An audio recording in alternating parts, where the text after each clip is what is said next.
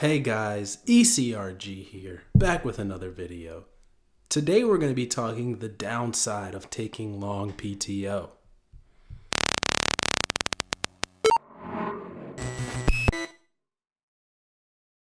Hey guys, ECRG here.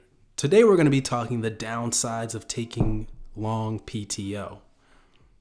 Now, having just recently gone on PTO, and for those that you don't know that are new to any industry or new to the working world, PTO is paid time off.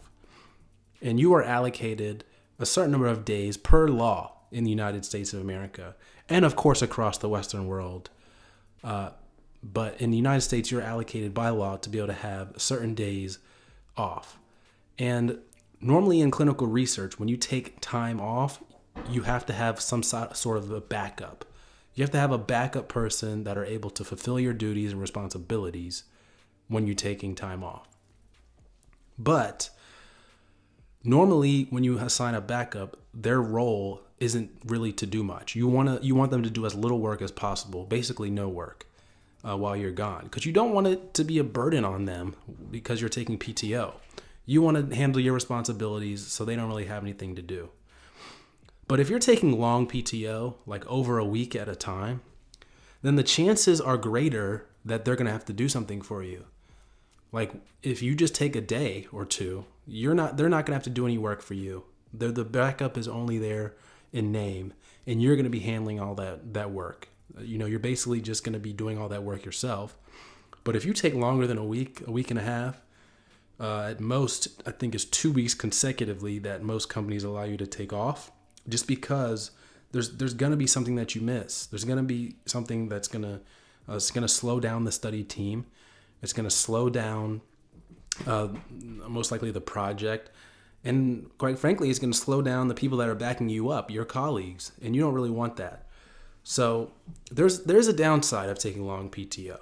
And the first downside is that when you take long PTO, your colleagues are going to have to fill in for you. So you're going to have to be a burden on your colleagues. But the second reason that you want to be careful when taking long PTO is you're going to have a lot to do when you get back. So a lot of times you're just going to be, shifting that work burden on for the next couple weeks. You're going to be spreading that burden over the next couple weeks. And that can be daunting. So I don't want to discourage you from taking long PTO because you need it. You've earned it. You deserve it. But just keep in mind that there's going to be a lot of work for you to do when you come back, more so.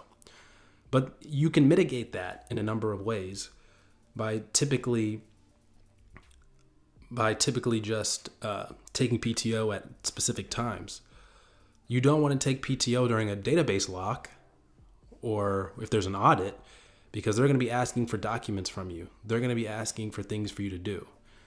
So in fact, the sponsor or the study team may not even allow you to take PTO during that time. So take PTO during a really chill time in the study. Maybe take PTO when around a holiday or something, when people are going to be winding down. Take PTO when the sponsor is taking PTO. And don't take it all at once. Maybe take it around a holiday. Maybe take 3 days here, back it up to a weekend. So you've got 5 days, 6 days. And that's just smart PTO management as well.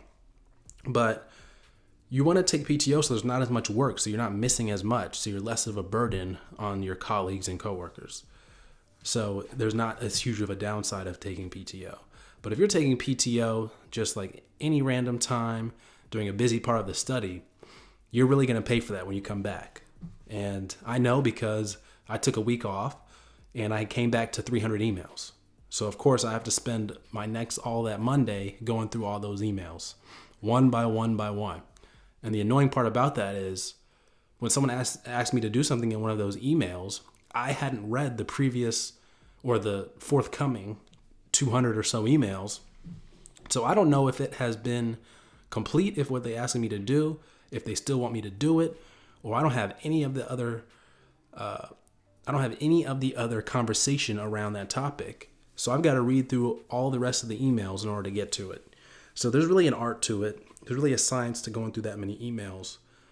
But A lot of times you are going to pay for it when you take a huge amount of PTO at once. And a week really isn't even that long. But I know a lot of people, especially CRAs, people on clinical operations side, they don't really take too much PTO at a given time. They'll take a couple days here, a couple days there. Because when you're on the clinical side of the clinical research, especially if you're a monitor, you have to complete your visits in that month regardless, a lot of the times. So if you're taking a week off, you've got to complete all your visits in that 3-week time span. So that's just more work for you before. It's going to be a lot of work for you after. So there is downside to taking PTO, but if you structure it nicely, it's just fine. Like I said, back it up to a weekend.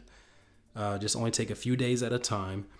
But for those longer trips, do not be afraid to do it.